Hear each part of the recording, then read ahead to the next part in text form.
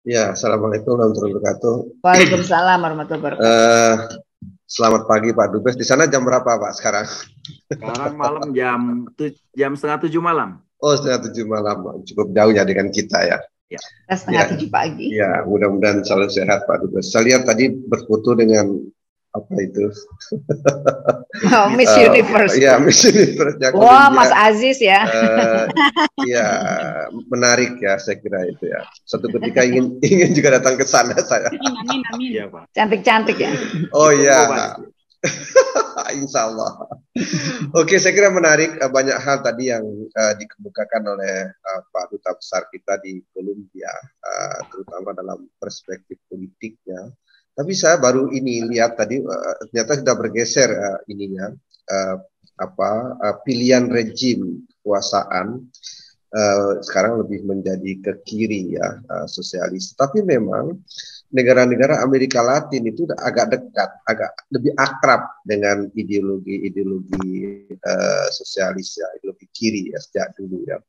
Tetapi sebetulnya kalau kita lihat dalam konteks perspektif ekonomi politik, apapun sekarang ini, terutama setelah perang dingin itu berakhir, dan kemudian negara-negara dunia itu bergeser, tidak lagi mempersoalkan atau mempertentangkan ideologi ekonomi kapitalisme dengan sosialisme, tapi lebih berada pada perebutan kepentingan antar kapitalisme dengan berbagai variannya. Misalnya kalau kita lihat studi Uyama gitu ya, kapitalisme semakin menjadi pemegang piala di dunia ya, sejak akhir abad ke-20 yang lalu sampai sekarang ya.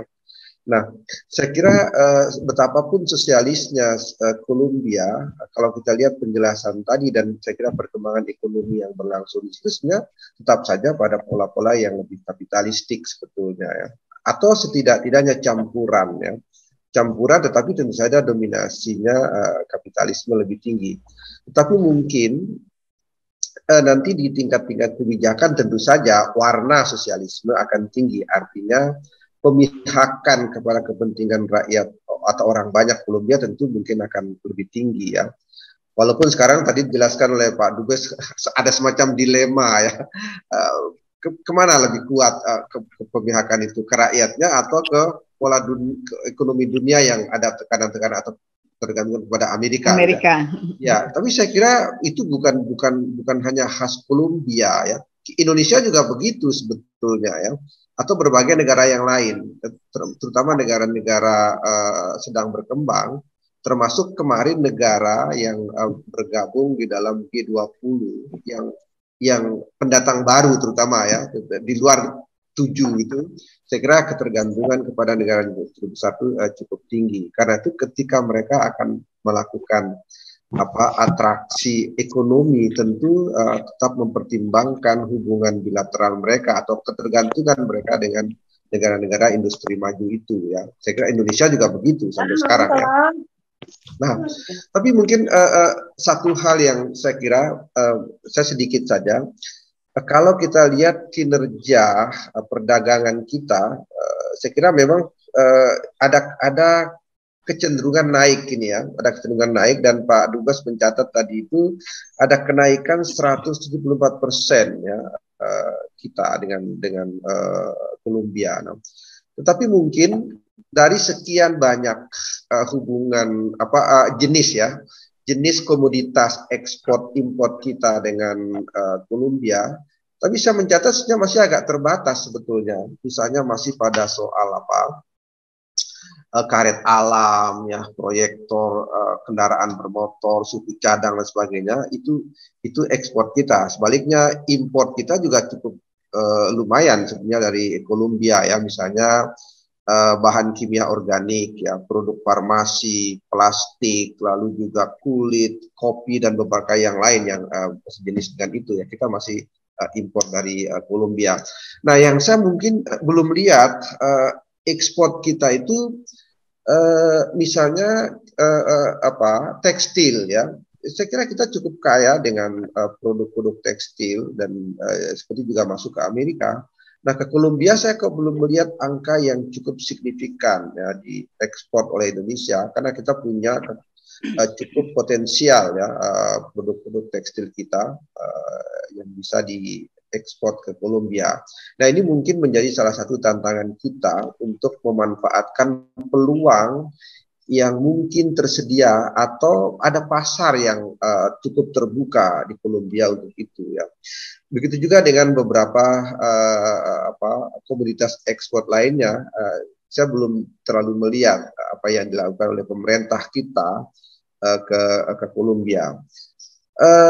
Saya kira cukup besar pasar yang di situ, meskipun mungkin sampai saat ini saya kira kalau melihat catatan di Kementerian Perdagangan, Kolombia itu masih diletakkan sebagai apa namanya negara ekspor bukan negara tujuan ekspor kita urutan kelima di Amerika Latin ya, dan urutan ke-8 untuk impor kita dari Amerika Latin gitu ya. Nah, ini mungkin masih bisa diangkat angkanya kalau misalnya pilihan-pilihan komoditas yang ada di Indonesia itu bisa dicari selain yang sudah ada tadi itu ya,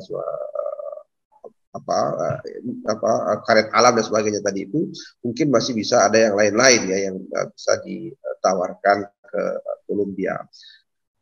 Nah, saya kira itu salah satu tantangan kita di era global ya, dengan negara yang jauh, saya kira di Amerika Latin.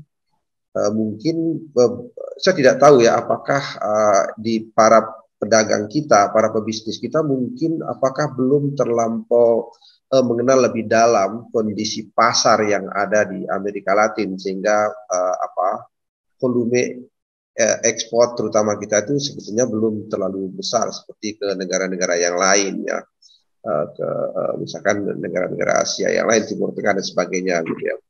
Nah, saya kira itu sekedar tambahan sedikit dari saya, Pak Dubes. Kita akan diskusi saja. Saya ingin dengarkan lebih jauh lagi nanti lebih detail dari Pak Dubes, terutama soal hubungan ekonomi kita ya dengan Kolombia, karena saya kira itu mungkin nilai tertinggi saya kira akan berada di situ. Tentu saja hal kebudayaan, politik, pendidikan dan itu tetap saja penting ya, tapi kan sifatnya itu lebih soft ya. Kalau ekonomi saya kira ada nilai yang jauh lebih kuat yang bisa kita kembangkan di situ. Saya kira begitu aja Mbak Sita, Mbak Hilda. Ya. Terima kasih Pak Dubes. Assalamualaikum warahmatullahi wabarakatuh. Silakan Pak. Baik, terima kasih. Memang betul apa yang disampaikan tadi bahwa sekarang kita melihat ya peluang. Jadi Presiden Jokowi itu sekarang memberikan seluruh jajaran termasuk pada Kementerian Luar Negeri tentunya. Karena memang kita selama ini sangat terfokus kepada traditional partner ya, ke ASEAN, East Asia, Jepang, Korea, Cina, dan sekitar sejumlah negara Eropa dan Amerika. Padahal kalau kita lihat ekspor kita ke negara-negara Amerika Latin itu hanya 0,4%. Jadi tahun lalu kita mengekspor ke negara-negara Amerika Latin itu sebesar 10,4 miliar dolar. Padahal import negara-negara Amerika Latin dari berbagai dunia itu ribuan miliar dolar. Jadi Cina, Amerika lah yang paling besar gitu. Sampai ya Cina bukan bandingan lagi ya. Kalau kita tahun lalu mengekspor ke seluruh dunia itu 231 miliar dolar. Cina dengan Jerman saja udah 250 miliar dolar. Memang kita harus banyak belajar ya ke Cina, India. Nah, jadi Bapak kalau kita lihat bahwa kita hanya 0,4% dari baliknya bahwa dari Indonesia dari negara Amerika Latin ke Indonesia juga sesungguhnya kita juga banyak kebutuhan. Misalnya negara Amerika Latin termasuk Kolombia penghasil daging sapi baik Kolombia ya. Lalu di negara Amerika Latin juga kita banyak kebutuhan, misalnya untuk kebutuhan pupuk atau misalnya nanti ke depannya bahkan untuk lithium dan lain sebagainya. Nah ini perlu terus digali. Jadi memang saya sudah melakukan satu pendekatan dan juga sedang membuat satu assessment dan sudah akan memberikan lebih jauh lagi apa yang harus dilakukan. Bahkan ketika kemarin saya bertemu dengan Menteri Perdagangan, dengan sejumlah menteri, dengan dirut-dirut BUMN ya. Dan kemarin kita sempat melakukan kontrak kerjasama antara BUMN Kolombia dengan BUMN kita. Nah ini yang perlu dibangun. Jadi di tengah-tengah dampak pandemi COVID, iya ada negara-negara yang collapse, ada juga yang survive dan bertahan. Di antaranya Indonesia dan Kolombia. Jadi Kolombia tahun lalu bisa pertumbuhannya 10,6%. Sekarang diprediksi mungkin 7,1%. Artinya sangat tinggi kan, luar biasa. Nah Indonesia juga walaupun tidak setinggi Kolombia, tapi pertumbuhan itu ada. Nah makanya kemarin kami dorong, bahkan ketika bertemu dengan menteri, dengan para dirut BUMN, saya bilang ya banyak kesamaan antara Kolombia dengan Indonesia. Jadi misalnya sama-sama produsen kelapa sawit, sama-sama produsen kopi, sama-sama kakao, minyak, lain sebagainya. Jadi walaupun produknya sama, tapi kita bisa join venture misalnya. Mereka punya juga pabrik alutsista, kemarin saya pertemukan dan saya dorong untuk joint venture, joint marketing, lain sebagainya. Dan ini tentunya akan diarahkan ke sana. Saya ketika bertemu dengan konglomerat di sini, misalnya Exito, dia punya 3.000 hypermarket di Kolombia dan Amerika Latin. Oh. Ya dulu saya bilang, kenal nggak dengan Indonesia? Tahu nggak? Nggak tahu. Berapa apa.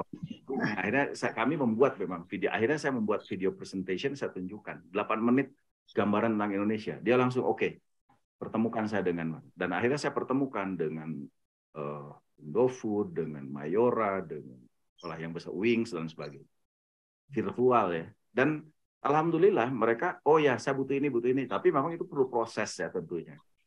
Di samping itu juga dengan Sinarmas, bulan Maret saya virtual, bulan Mei dia datang, langsung menunjuk representatif, dia beli palm oil, walaupun kita nomor 1, ternyata Sinarmas ini membeli palm oil, sawit, untuk ekspor ke Spanyol dan ke Italia. Kenapa? Karena dari jarak lebih dekat, akses ke Uni Eropa juga lebih bagus, kan begitu, tidak terlalu banyak hambatan seperti kita.